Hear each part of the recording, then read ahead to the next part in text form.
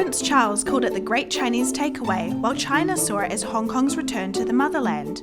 So what prompted the handover, and what's the story behind it? One word: opium. In the 1700s, Britain began exporting opium to China and used the profits to buy porcelain, silk and tea, which were highly sought after in the West. The drug was later banned in China, but the number of addicts kept growing, making the emperor more and more worried.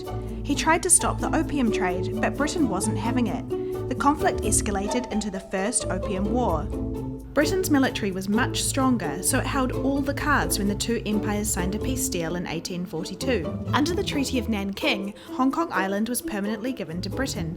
2 decades later, after the Second Opium War, Britain also permanently took charge of Kowloon. When China lost another war 50 years later, this time with Japan, Britain took advantage of the land scramble. It managed to secure a 99-year rent-free lease for part of Guangdong province in 1898. That land became Hong Kong's new territories. Britain's representative during the negotiations thought the lease was as good as forever, but he was wrong. In the 1980s, as the end of the lease drew close, Britain and China began negotiations. British Prime Minister Margaret Thatcher wanted to keep Hong Kong. She didn't mind China resuming sovereignty over the city, but she wanted Britain to continue running it. But Chinese patriarch Deng Xiaoping didn't like her idea. After rounds of talks in 1984, Thatcher and then Chinese Premier Zhao Ziyang finally signed a joint declaration, agreeing to the now famous one country, two systems model. China would take Hong Kong back, but the city would be able to govern itself and keep its way of life and freedoms for 50 years.